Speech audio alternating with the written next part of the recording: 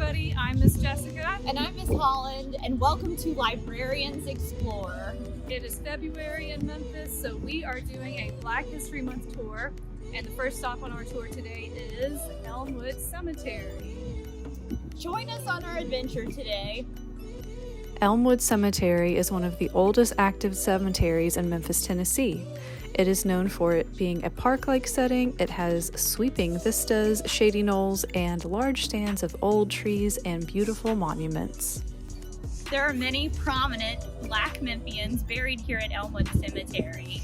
Our first stop here in the cemetery is the grave of Benjamin L. Hooks and his wife, Frances Hooks. Benjamin L. Hooks was a prominent civil rights activist here in Memphis.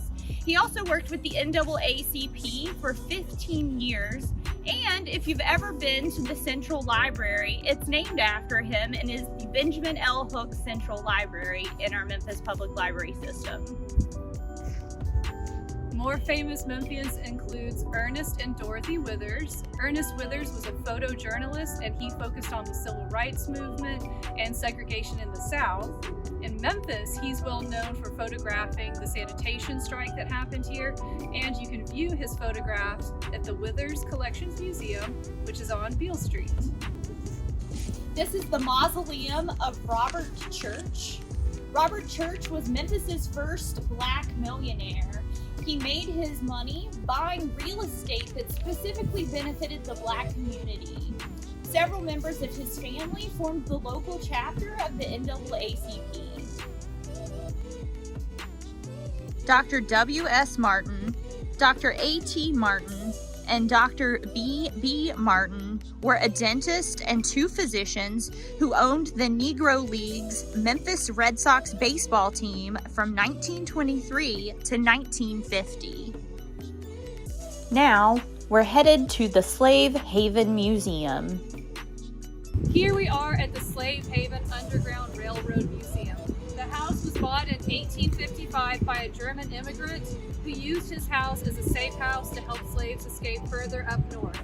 There's a trap door in the house that leads to a cellar where the slaves would hide until it was safe to escape further up north, usually by the Mississippi River. The museum is also still open, but you need to make reservations first online. Next to the Mississippi River and Tom Lee Park. In May of 1925, so a really long time ago, Tom Lee saw a steamboat capsize on the Mississippi River. He used his really small boat and made 5 trips in the dark to save 32 people from drowning. This statue was built in 2006 to honor his memory. We're here at the National Civil Rights Museum that is here at the Lorraine Motel. The museum doesn't just focus on Martin Luther King Jr.'s story, it tells the entirety of the civil rights movement. It's a wonderful museum if you've never visited. Currently with COVID, it is closed, but they are hosting events virtually online.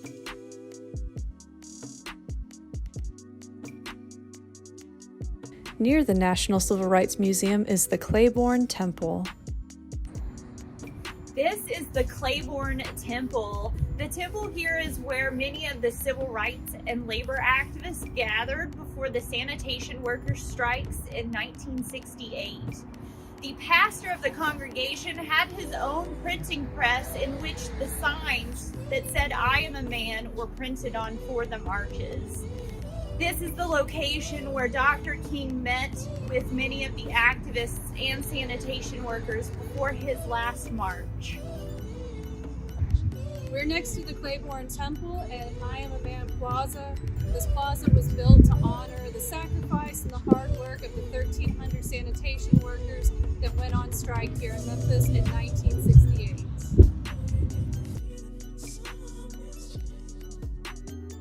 Engraved on the wall are all 1,300 of the sanitation workers' names from the strike in 1968.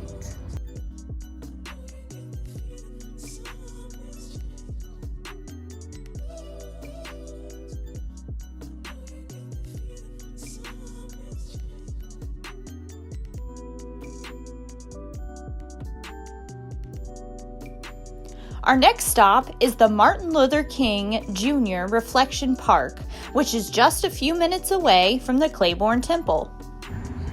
This is the Dr. Martin Luther King Jr Reflection Park. The park was built in honor of Dr. King. It's a place to come and reflect on his life and work, the movement that led him to Memphis, and the legacy that he left behind.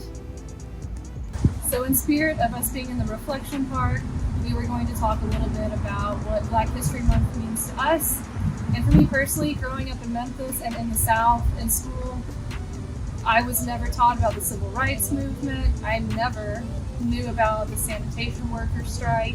I knew a little bit about Martin Luther King Jr., but we just didn't talk about it much. So as an adult, it's very important for me to educate myself, to acknowledge that I have privilege, to work on being anti-racist. Not perfect, that's something I'm going to continue to work on every day.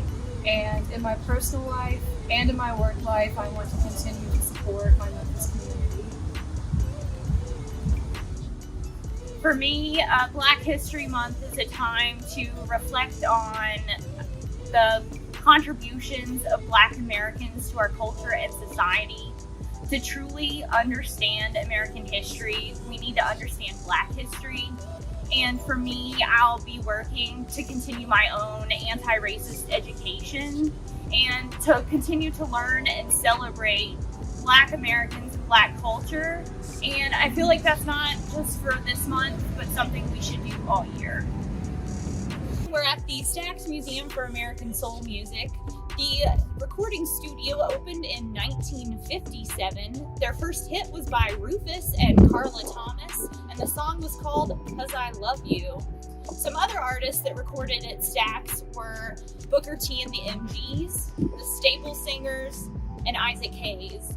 More recently, Ant Clemens and Justin Timberlake, right after the inauguration. The building was demolished in 1981 and it was reopened in 2003 as the museum. The museum is open and you can buy tickets. Hey everybody, we are now back at Benjamin L. Hooks Central Library, and before we ended, we wanted to show you guys some of the wonderful books we have out. One of my favorite ones is The Undefeated. It is by Kwame Alexander, illustrated by Kadir Nelson. The pictures are beautiful. It tells the story of many famous Black Americans and all the wonderful things that they have done for us. And if you haven't read it, it is a beautiful read and you should check it out. Another one of our favorites is Ambitious Girl by Mina Harris, illustrated by Marissa Valdez. This book addresses the issues and challenges of successful women in society, and it talks about how you can make change in your own life and the people around you. And as you can see, we have many more books. I Am Every Good Thing by Derek Barnes and Gordon C. James is great. It is also a new book that just came out. Another good option is All Because You Matter, written by Tammy Charles and illustrated by Brian Collier. And as you can see, we have lots of chapter books all around us. Anti-Racist Baby is another great one. So come check out these books at your local library.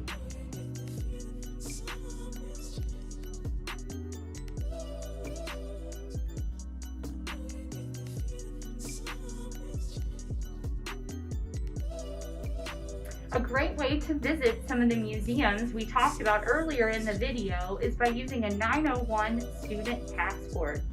The passport can be printed out at home or picked up from the library. The student passport allows one student and a parent admission to the museums for free. Other ways you can celebrate Black History Month in Memphis are by supporting Black-owned businesses. Some of my favorites are Mrs. B's Sub Shop, The Barbecue Shop, Trap Fitness, Terracotta Plant Shop, The Africa Place, and Anybody Yoga. and more.